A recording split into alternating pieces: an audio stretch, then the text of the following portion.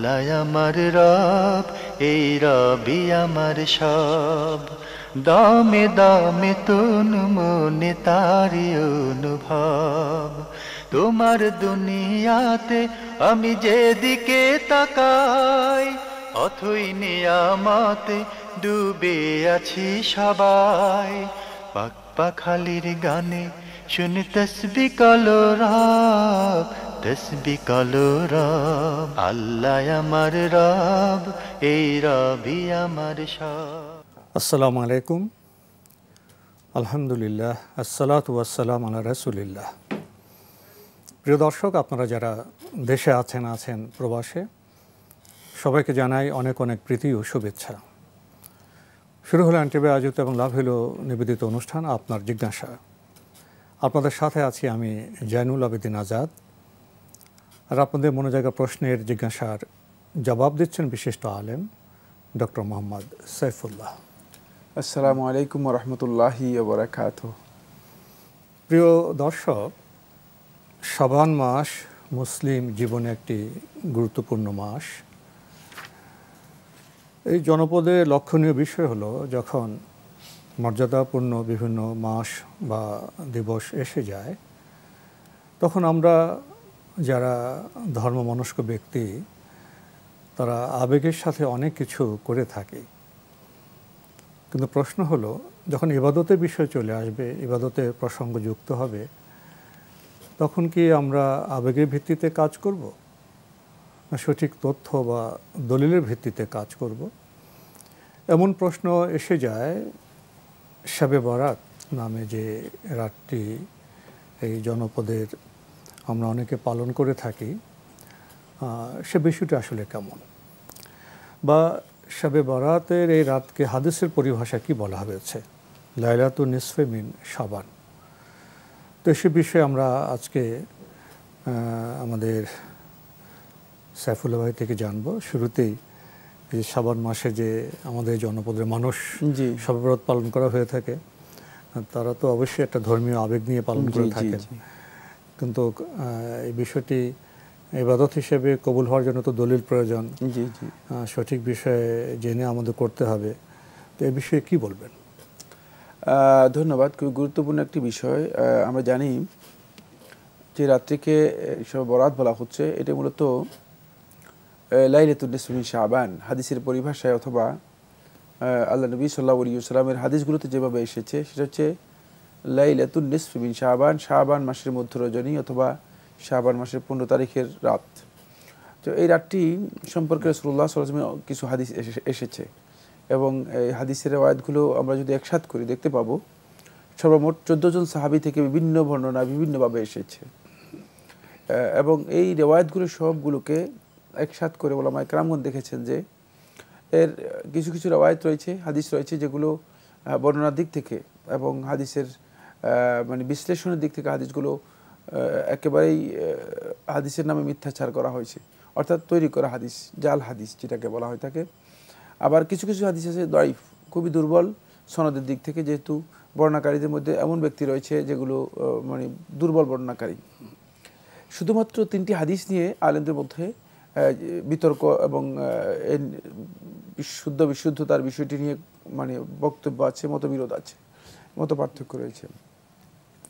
যে 3টি হাদিস নিয়ে মত পার্থক্য রয়েছে, একটি হাদিস ইমাম তাবারানী রহমতুল্লাহ তার মুআজ্জামের মধ্যে বর্ণনা করেছেন, আরেকটি হাদিস ইমাম বাইহাকী রহমতুল্লাহ তার সুনানের মধ্যে বর্ণনা করেছেন, আরেকটি আবু আসিম রহমতুল্লাহ তার সুনানের মধ্যে বর্ণনা করেছেন। এই হাদিসগুলোকে এই যুগের কোনো কোনো আলেম এই হাদিসগুলোর সনদকে মানে সামগ্রিকভাবে সামষ্টিক পর্যালোচনায় এটাকে শুদ্ধ বলেছেন।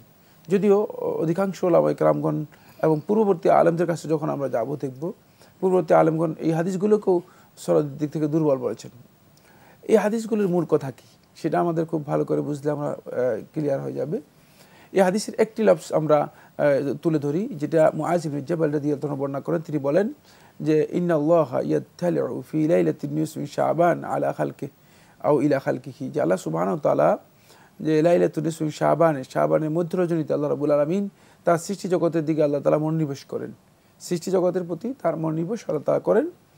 ফায়াগফিরু লিজামিই খালকিহি, আল্লাহ তাআলা তার পুরো সৃষ্টি জগৎকে আল্লাহ সুবহানাহু ওয়া তাআলা ক্ষমা করে দেন, ইল্লা ইসনাইনি, কোনো কোনো রেওয়ায়েত আছে ইল্লা লি মুশরিকিন আও মুশাহিন, শুধু মুশরিক ব্যক্তি এবং মুশাহিন ব্যক্তি। মুশাহিন হচ্ছে ওই ব্যক্তি যার অন্তরের মধ্যে বিদ্বেষ রয়েছে, বিদ্বেষ পোষণকারী ব্যক্তি।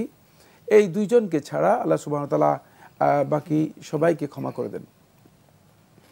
এর কাছাকাছি বাকি দুটি রেওয়ায়তও, একটি রেওয়ায়তের মধ্যে এসেছে যেটি আমি আবু আসিম থেকে বর্ণনা করেছি, আবু আসিম তার সুন্নাহর মধ্যে বর্ণনা করেছেন। তিনি বলেন, এই রেওয়ায়তটি আবু মুসা আশআরী থেকে এসেছে, যে তিনি বলেন রাসূলুল্লাহ সাল্লাল্লাহু আলাইহি ওয়াসাল্লাম এভাবে বলেছেন যে রব্বুনা আও ইন্নাল্লাহ আযজা ওয়া জাল্লা ইয়ানজিলু ফি লাইলাতিন নিসফি শাবান ইলা সামাঈদ দুনিয়া, যে আল্লাহ সুবহানাহু ওয়া তাআলা লাইলাতুন নিসফি শাবানে দুনিয়ার আসমানের দিকে নেমে আসেন, প্রথম আসমানে নেমে আসেন।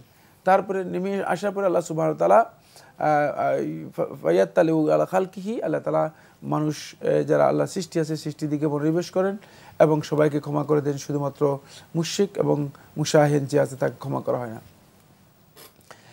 এই হাদিসগুলোর মধ্যে আমরা মৌলিকভাবে যে জিনিসগুলো দেখেছি সেটা হচ্ছে, এই হাদিস থেকে যদি সনদের দিক থেকে হাদিসগুলোকে বাদ দিয়ে শুধুমাত্র টেক্সটে চলে যায়, হাদিসের বক্তব্যে চলে যায়, এটা প্রতীয়মান হবে যে হাদিসের মধ্যে সুনির্দিষ্টভাবে এই রাতে ঘটা করে কোনো আনুষ্ঠানিকভাবে পালন করার কথা আসেনি। যেটা এসেছে সেটা হচ্ছে এই রাতের মধ্যে আল্লাহ সুবহানাহু ওয়া তাআলা বান্দাদেরকে ক্ষমা করে দেন, আল্লাহ তাআলা বান্দাদেরকে ক্ষমা করে দেন। শুধুমাত্র দুই দল ব্যক্তিকে ক্ষমা করেন না, মুশরিক যে ব্যক্তি আল্লাহ তাআলার সাথে শিরক করে, তাওহীদকে নষ্ট করে তাকে, এবং মুশাহিন যার অন্যের জন্য বিদ্বেষ রয়েছে। এখান থেকে আমরা এতটুকু মানে স্টাডি করতে পারবো, সেটা হচ্ছে তাহলে আমরা এই রাতের ক্ষমা পেতে হলে তাহলে আমাদেরকে শিরক মুক্ত হতে হবে, মানে আমাদের এমন ঈমান আনতে হবে যে ঈমানটি আমাদের তাওহীদি ঈমান হতে হবে, ঈমানটা তাওহীদ নির্ভর ঈমান হতে হবে, যেখানে কোনো ধরনের শিরক থাকবে না, নির্ভেজাল হতে হবে। আমাদেরকে অবশ্যই আমাদের অন্তরটা পরিচ্ছন্ন হতে হবে, অন্তরের মধ্যে কোনো ধরনের বিদ্বেষ কারোর জন্য রাখা যাবে না। 2 নম্বর যে বক্তব্যটি সেটা পর্যালোচনার মধ্যে আমরা বলবো, সেটা হলো যে এই রাতেই কি আল্লাহ সুবহানাহু ওয়া তাআলা দুনিয়ার আসমানে নেমে আসেন? যখন এই বক্তব্যটি কেউ বললেন আব্দুল্লাহ ইবনে মুবারক রাহিমাহুল্লাহর কাছে, তখন আব্দুল্লাহ ইবনে মুবারক বলে, ইয়া মিসকিন, হে মিসকিন, হে দাঈফ, হে দুর্বল ব্যক্তি, আমাদের রব রব্বুনা আযজা ওয়া জাল্লা ইয়ানজিলু ইলা সামাঈদ দুনিয়া ফি কুল্লি লাইলা, যে আমাদের রব আল্লাহ রাব্বুল আলামিন তো দুনিয়ার আসমানে নেমে আসেন প্রত্যেকটি রাত্রেই। যখনই রাতের শেষ তৃতীয়াংশ অবশিষ্ট থাকে তখন আল্লাহ সুবহানাহু ওয়া তাআলা দুনিয়ার আসমানে নেমে আসেন। সুতরাং এই কথা মোটেও মানে এই রাতের জন্য বিশেষিত নয়, বরং প্রত্যেকটি রাতেই মহান আল্লাহ সুবহানাহু ওয়া তাআলা দুনিয়ার আসমানে নেমে আসেন। সহিহ হাদিস দ্বারা সাব্যস্ত হয়েছে, সহিহ বুখারী এবং মুসলিমের রওয়ায়াত দ্বারা সাব্যস্ত হয়েছে, আল্লাহ সুবহানাহু ওয়া তাআলা দুনিয়ার আসমানে নেমে আসেন। তারপরে বলেন, ফাহাল মিন সাইলিন, তোমাদের মধ্যে কি কোনো প্রশ্নকারী আছে, চাইবে আমার কাছে, ফাউতিয়াহু, আমি তাকে দেব, ফাহাল মিন মুস্তাগফিরিন ফাআগফির লাহু, তোমাদের মধ্যে কি এমন কোনো ব্যক্তি আছে যে ব্যক্তি আমার কাছে ক্ষমা চাইবে, আমি তাকে ক্ষমা করে দেব, ফাহাল মিন মুস্তারজিকিন, তোমাদের মধ্যে কি এমন ব্যক্তি আছে যে আমার কাছে রিজিক তলব করবে, ফাআরজুকাহু, আমি তাকে রিজিক দিব। সুতরাং বুঝে যাচ্ছে যে এটা আল্লাহ সুবহানাহু ওয়া তাআলা প্রত্যেকটি রাতে করে থাকেন, এটা শুধুমাত্র লাইলাতুল নিসফি শাবানের মধ্যে করেন না, এটা আমাদের কাছে স্পষ্ট হচ্ছে। এই হাদিসের পর্যালোচনার মধ্যে সর্বশেষ যে বক্তব্যটি আমি দিব সেটা হচ্ছে, এই হাদিসের শুধু টেক্সটের কথা বলছি, আমরা সনদে যাচ্ছি না, সনদের বিষয়টি একটু ইঙ্গিত দিয়ে দিয়েছি। টেক্সটের মধ্যে আরেকটি গুরুত্বপূর্ণ পয়েন্ট রয়ে গিয়েছে, সেটা হলো আমরা খুব ভালো করে মানে লক্ষ্য করেছি যে এখানে যাদেরকে ক্ষমা করে দেওয়া হবে সেখানে দেখেছেন মুশরিক আর মুশাহিন দুজনকে একসাথে করা হয়েছে। মুশরিক হচ্ছে এত বড় অপরাধ, যেই অপরাধ আল্লাহ সুবহানাহু ওয়া তাআলা কখনো ক্ষমা করবে না। এই অবস্থায় যদি মৃত্যু হয় সে চিরস্থায়ী জাহান্নামী হয়ে যাবে, যারা শিরক করবে। হ্যাঁ, শিরক করবে। আর মুশাহিন হচ্ছে যদি কোনো ব্যক্তি কোনো না কোনো কারণে অন্তর্মধ্যে কিছু না কিছু বিদ্বেষ পোষণ করে থাকে, এই কাজটি গুনাহ, যে কোনো সন্দেহ নেই, কিন্তু এটা ওই পর্যায়ের অপরাধ নয় যে অপরাধের কারণে মূলত শিরকের সমপর্যায়ে যেতে পারে বা শিরকের সমপর্যায়ে আসতে পারে। মানে এখানে দুটাকে একসাথ করে দেয়া হয়েছে, বুঝাই যাচ্ছে যে মানে শাহানটা মানে অন্তরের মধ্যে বিদ্বেষ, এই বিষয়টি স্বাভাবিকভাবেই মানবিক দুর্বলতার কারণে মানুষের মধ্যে অন্তরের মধ্যে এই ধরনের বিদ্বেষ আসতে পারে। এটাকে আল্লাহ সুবহানাহু ওয়া তাআলা শুধুমাত্র কিয়ামতের দিন আল্লাহ তাআলা বলতেছে, ওয়া নাযা'না মা ফি কুলুবিহিম মিন গিল্লিন, ওই কিয়ামতের দিন যখন জান্নাতে মানুষদেরকে প্রবেশ করাবে তখন মানুষের অন্তর থেকে এই বিদ্বেষের এই পার্ট যেটা রয়ে গিয়েছে, যেটা বীজটা আছে, হ্যাঁ, যেটা মানুষদেরকে আল্লাহ সুবহানাহু ওয়া তাআলা সৃষ্টিগতভাবে দিয়েছেন, সেটা ওই আল্লাহ রাব্বুল আলামিন জান্নাতে প্রবেশ করানোর সময় মানুষের অন্তর থেকে ছিনিয়ে নেবেন, খুলে নেবেন। তুলে নেবেন, বাকি এটা থাকবেই মানুষের অন্তর্মধ্যে স্বাভাবিকভাবে। সুতরাং এইজন্য তো ক্ষমার প্রশ্ন, এই কারণে, সুতরাং এই কারণে তাকে মুশরিকের সাথে তুলনা করার এই বিষয়টি বোঝা যাচ্ছে যে মূলত হাদিসের বক্তব্যের মধ্যে কিছুটা কন্ট্রাডিকশন আছে। হাদিসের বক্তব্যের মধ্যে আল্লাহ রাসূল সাল্লাল্লাহু আলাইহি ওয়াসাল্লামের যে বক্তব্য রয়েছে, বক্তব্যের সাথে এটা খুব বেশি দুটি বিষয় তো এক পর্যায়ে সামঞ্জস্যপূর্ণ নয়, এটা আমাদের কাছে মনে হচ্ছে। এরপরে আমি যে পয়েন্টটি কথা বলবো সেটা হচ্ছে, আমরা বলেছি হাদিসের পরিভাষায় এই রাতটাকে বলা হয় থাকে লাইলাত শাবান, কিন্তু অনেকেই আমরা যেটা জানি সেটা হচ্ছে এটাকে আমরা সবাই এর পরিচিতি আমাদের কাছে এই রাতের যেটা সেটা হচ্ছে শবে বরাত। শবে বরাত হচ্ছে শবে বরাতের অর্থ হচ্ছে, সব শব্দের অর্থ হচ্ছে রাত, বরাত হচ্ছে ভাগ্য, ভাগ্য রজনী, শবে বরাত হচ্ছে ভাগ্য রজনী। এখন আপনি যদি শবে বরাত এটাকে আবার আপনি আরবিতে অনুবাদ করেন, আমরা তো যেহেতু কোরআন এবং হাদিসে যখন যাব তখন কোরআন এবং হাদিস হচ্ছে আরবি, তাহলে আমরা যেতে হবে এটাকে আরবিতে অনুবাদ করে যেতে হবে, যেহেতু ফার্সি থেকে আমরা আরবিতে যাচ্ছি। শবে বরাত যেহেতু এটাকে আমরা অনুবাদ করলে আমরা সব অর্থ হচ্ছে লাইলা আরবিতে, আর বরাত হচ্ছে আল কদর, এটাকে অনুবাদ করি লাইলাতুল কদর। আসলে লাইলাতুল কদরেরই প্রকৃত অনুবাদ হচ্ছে শবে বরাত। আর লাইলাতুল কদর এই রমাদান মাসে আল্লাহ রাব্বুল আলামিন কোরআনে কারীমের মধ্যে বলে দিয়েছেন। কোরআনে কারীমের সূরাতুল কদরের মধ্যে আল্লাহ তাআলা বলেছেন প্রথম আয়াত ইন্না আনজালনাহু ফি লাইলাতিল কদর, এবং সূরা দুখানের মধ্যে আল্লাহ সুবহানাহু ওয়া তাআলা বলেছেন ইন্না আনজালনাহু ফি লাইলাতিল মুবারাকা, যে আমি বরকতময় রাত্রিতে এই কোরআন অবতীর্ণ করেছি। এটা হচ্ছে লাইলাতুল কদর। লাইলাতুল কদর হচ্ছে মূলত সত্যিকার ভাগ্য রজনী। আমাদের জনপদে শবে বরাত বা লাইলাতুল কদর নিয়ে, অর্থাৎ মূল বিষয় হলো ভাগ্য রজনী। মানুষ সহজে ভাগ্য পেতে চায়, উন্নতি চায়, এ নিয়ে অনেক আয়োজন, অনেক কিছু আছে। আপনিও বললেন যে ভাগ্য রজনী তো আছে, সেটা কখন? হ্যাঁ, ওইটাই বলছিলাম যে শবে বরাত যেটা লাইলাতুল কদর, এটা হচ্ছে মূলত রমাদান মাসে। যেহেতু কোরআনে কারীমের বক্তব্য দুটি আয়াত থেকে স্পষ্ট করে দেওয়া হয়েছে, ইউফরাকু ফিহা কুল্লু আমরিন হাকিম, যে এই রাতের মধ্যে আল্লাহ সুবহানাহু ওয়া তাআলা আল্লাহর পক্ষ থেকে প্রজ্ঞাময় যত বিষয় আছে সবগুলোকে আল্লাহ তাআলা এই রাতের মধ্যেই বন্টন করেন। ফলে মানুষের মানে এই বছরের পুরো একটা বছরের মানুষের রিজিক, মানুষের হায়াত, মানুষের সব কিছুই আল্লাহ সুবহানাহু ওয়া তাআলা মূলত লাইলাতুল কদরেই বন্টন করে দেন, লাইলাতুল কদরেই বন্টন করেন। সেই কথাই আল্লাহ সুবহানাহু ওয়া তাআলা লাইলাতুল কদরের যে মানে সূরাতুল কদরের যে আয়াতটা আছে সেখানেও বলেছেন তানাজ্জালুল মালাইকাতু ওয়ার রূহু ফিহা বিইذনি রাব্বিহিম মিন কুল্লি আমর, যে রূহ মানে জিবরিল আমিন আলাইহিস সালাতু ওয়াস সালাম ফেরেশতাদেরকে নিয়ে এই রাত্রে অবতীর্ণ করে থাকেন আল্লাহ রাব্বুল আলামিনের পক্ষ থেকে, আল্লাহ তাআলার অনুমোদন নিয়ে সমস্ত বিষয়গুলো নিয়ে নেমে আসেন। সুতরাং এইটা এই ভাগ্যের মানে বাৎসরিক যে বন্টন, এই বন্টনটুকু হয় তাকে শবে বরাতেই, কোনো সন্দেহ নেই, শবে বরাতেই হয়ে থাকে। আর সেই শবে বরাতটা হচ্ছে লাইলাতুল কদর, এবং সেটা হচ্ছে রমজান মাসে, সেটা হচ্ছে শাবানের পরবর্তী মাস রমজান মাসে। শাবানের যে রাত্রিটি সেটা হচ্ছে লাইলাতুল নিসফি শাবান। এই জন্য দুইয়ের মধ্যে আমাদেরকে ফারাক করতে হবে। এখানে একটা বিভ্রাট আমাদের মধ্যে তৈরি হয়ে গিয়েছে, সেই বিভ্রাটটা আমরা ভাষাগত কারণে বিভ্রাটের মধ্যে পড়ে গিয়েছি। ফার্সি ভাষা, উর্দু ভাষা, আরবি ভাষা, মানে বাংলা ভাষা, সবগুলোর মধ্যে আমাদের একটা বিভ্রাট তৈরি হয়ে গিয়েছে। এটা ফার্সি থেকে মানে আরবি থেকে ফার্সিতে চলে গিয়েছে। ফলে মনে করেছে লোকেরা যে লাইলাতুল নিসফি শাবান এটাই শবে বরাত। না, লাইলাতুল শবে বরাত হচ্ছে লাইলাতুল কদর মূলত। আর লাইলাতুল নিসফি শাবান এটা 15 তারিখের রাত্রি, এটাকে শাবানের মধ্য রজনী বলা থাকে। এখন আসবো যে কথাটা, সেটা হচ্ছে এই শবে বরাতের আমাদের প্রচলিত যে কনসেপ্ট, সেই কনসেপ্টের সাথে আদৌ কি লাইলাতুল নিসফি শাবানের যে কনসেপ্ট রয়েছে এই কনসেপ্টের কি মিল আছে? না, মিল নেই। কারণ হচ্ছে শবে বরাতের আমাদের যে কনসেপ্টটা, এটা মানে এই কনসেপ্টটা হচ্ছে যে শবে বরাতের এই রাত্রের মধ্যে মানুষের ভাগ্য পরিবর্তন হয়। মানুষ আল্লাহ তাআলার কাছে যদি দোয়া করে, মানুষ আল্লাহ প্রসন্ন হয়ে যায়। এই রাত্রে যদি হালুয়া রুটির ভালো আয়োজন করা হয়, তাহলে সারা বছর হালুয়া রুটির মতো ভালো ভালো খাবার পাওয়া যাবে। মানে এই রাতের ভালো ইবাদত করলে তাহলে তার ভাগ্যের পরিবর্তনের সম্ভাবনা রয়েছে। আর ইত্যাদি ইত্যাদি কিছু এমন আকীদা রয়েছে, যে আকীদাগুলো, যে ভাবনাগুলো শবে বরাতের সাথে আমাদের সমাজের মধ্যে ফিক্সড করা আছে, এবং আমাদের অনেক মানুষ মনে করে থাকে যে এগুলো শবে বরাতের মূল মানে ধারণা। এই ধারণা কিন্তু লাইলাতুল নিসফি শাবানের মধ্যে নেই। লাইলাতুল নিসফি শাবানের হাদিসগুলোকে যদি আমরা দেখি, সেখানে স্পষ্ট যে এই হাদিসগুলোর মধ্যে এই বক্তব্য কোথাও আসে নাই, ভাগ্য রজনীর বক্তব্য, ভাগ্য রজনীর কোনো বক্তব্য আসে নাই। এই রাত সম্পর্কে লাতাইফুল মাআরিফের মধ্যে ইবনে রজব হাম্বলী রাহমাতুল্লাহ আলাইহি খুব গুরুত্বপূর্ণ কথা বলেছেন। সেটা হচ্ছে এই ইবনে রজব রাহমাতুল্লাহ আলাইহি বলেন যে এই রাত্রিটি মূলত সালাফদের কাছে, বিশেষ করে আহলুল হিজাজ, মক্কা এবং মদিনা যারা অধিবাসী ছিলেন, তাদের কারো কাছে এই রাত্রি পরিচিত ছিল না। এই রাতটি পরিচিত ছিল না, শাবানের মধ্য রজনী। শাবানের মধ্য রজনী, এই রাতে কোনো আমল তাদের কাছে প্রমাণিত ছিল না।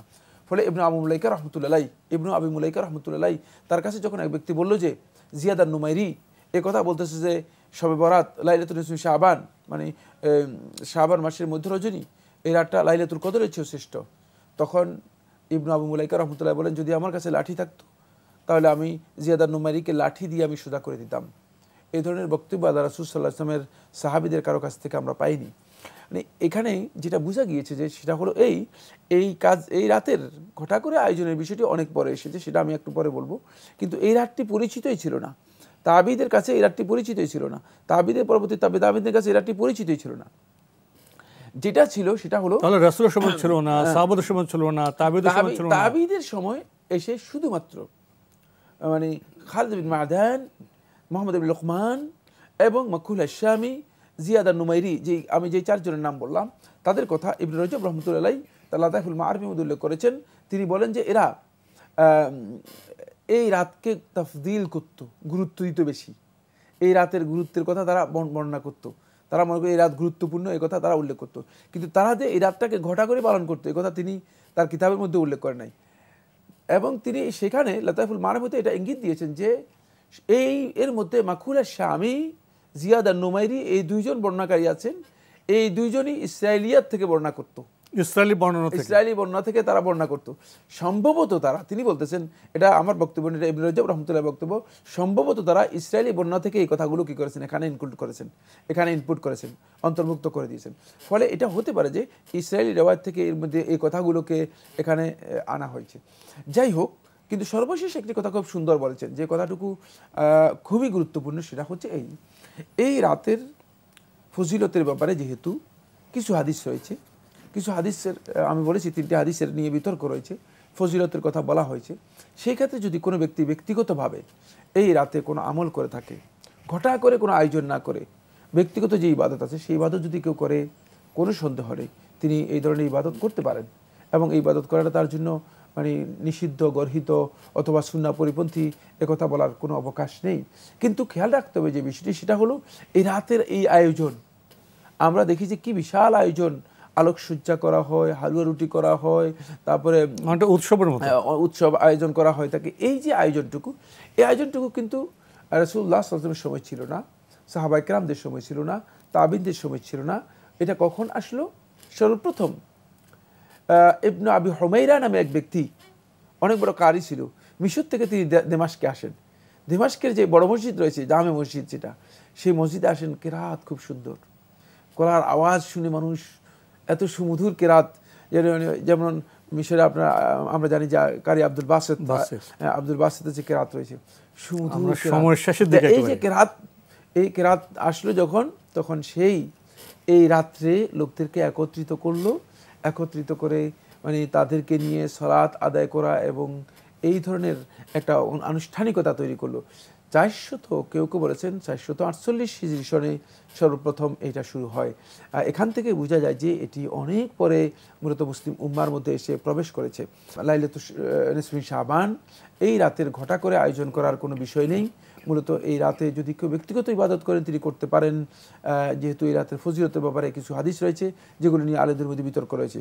তবে শেখ আব্দুল আজিজ আব্দুল্লাহ বিন বাজ রহমতুল্লাহ আলাইহি তিনি তার ফতোয়ার মধ্যে বলেছেন, তাকে যখন জিজ্ঞেস করা হয়েছে যে এই হাদিসগুলো সম্পর্কে আপনি কি বলবেন, তিনি বলেছেন যে এই মর্মে আল্লাহ রাসূল সাল্লাল্লাহু আলাইহি ওয়াসাল্লামের কোনো সহিহ হাদিস আসলে সাব্যস্ত হয়নি, সবগুলো হাদিসই এখানে সনদের দিক থেকে দাঈফ বা দুর্বল।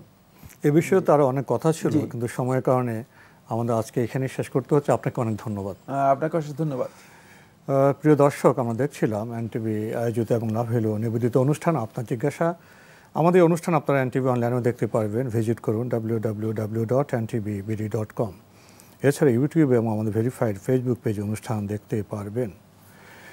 প্রিয় দর্শক, লক্ষণীয় বিষয় হলো আমরা যারা ধর্মপ্রাণ, আমাদের স্বদেশ বাংলাদেশের মানুষ তো বিশেষ বিশেষ রজনীর ফজিলত ফায়দা পেতে চায়। আমরা আজকের সম্মানিত শাইখের বক্তব্য থেকে উপলব্ধি করলাম ধর্মের দ্বারপথে অনেক কিছু প্রবেশ করেছে, সব কিছুই বোধহয় সঠিক তথ্যভিত্তিক নয়, দলিল ভিত্তিক নয়। আজকে আমরা উপলব্ধি করলাম যে শাবান মাস একটি গুরুত্বপূর্ণ মাস। এই মাসের যে মধ্য রজনী লাইলাতুন নিসফে মিন শাবান, সেই রাতও আমরা ব্যক্তিগতভাবে ইবাদত করতে পারবো এবং শেষ রজনীতে তো আল্লাহর কাছে আমরা ক্ষমা চাইতে হবে। আল্লাহ তো আমাদের ক্ষমার আহ্বান জানাচ্ছেন, আমরা সেই রজনীতেও আল্লাহর কাছে আমরা ক্ষমা চাইতে পারবো। তবে শাবান মাসে তো যেটা বিশেষ ইবাদত সেটা হলো বেশি বেশি রোজা রাখা। আমরা যেভাবে আমাদের সমাজে উৎসব, আনন্দ, হালুয়া রুটি বন্টন, পটকা বাজি পোড়ানো এসব থেকে বোধহয় আমাদের বিরত থাকা প্রয়োজন। আরেকটি বিষয় যেগুলো আমাদেরকে আকর্ষণ করে, ভাগ্য রজনী। হ্যাঁ, ভাগ্য রজনী তো আছে। আমরা শায়েখ থেকে জানলাম সে ভাগ্য রজনী শাবান মাসে নয়, রমজান মাসে, যেটা আমরা লাইলাতুল কদর আমরা যেটা অন্বেষণ করব, আমরা খোঁজ নিব, ভাগ্য রজনী আছে সেটা রমজান মাসে কদরের রাতে। তো এইসব বিষয় যদি আমরা সমন্বয় করি, জানি, তাহলে বোধহয় আমরা সঠিক পথ খুঁজে পাব। আমাদের আরও জানতে হবে। প্রিয় দর্শক, চিঠি লিখুন, প্রশ্ন পাঠান আমাদের ঠিকানায়। পরিচালক আপনার জিজ্ঞাসা, এনটিভি, বিএসসিসি ভবন, 7ম তলা, 102 কাজী নজরুল ইসলাম অ্যাভিনিউ, কারওয়ান বাজার, ঢাকা 1215। ইমেল অ্যাড্রেস আপনার জিজ্ঞাসা @ntvbd.com। মহান আল্লাহ আমাদের সবাইকে নিরাপদে রাখুন শান্তিতে। আসসালামু আলাইকুম। আল্লাহ আমার রব, এই রবি আমার সব, দামে দামে তুন মনে তারি অনুভব। আল্লাহ আমার রব, এই রবি।